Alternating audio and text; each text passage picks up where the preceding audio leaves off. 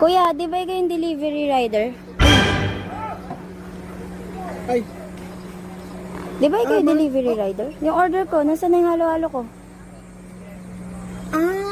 ikaw ba si Ma'am Janet? Oo, kanina pa ako naghihintay eh. Ma'am, alam mo na nandito ako kanina, tapos tatawa ko sa'yo, pero hindi ka kumagana eh.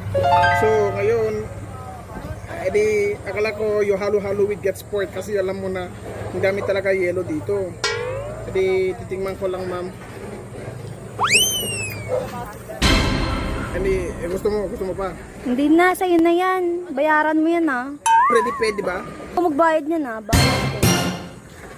Ma'am, akala ko already paid na. Hindi, COD yung order ko.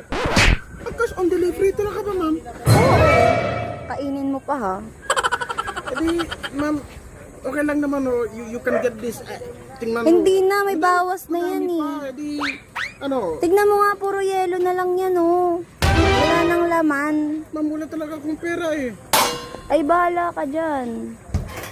I-rate pa kita ng 0. Ma'am, sorry po. Ano ba yan, kuya?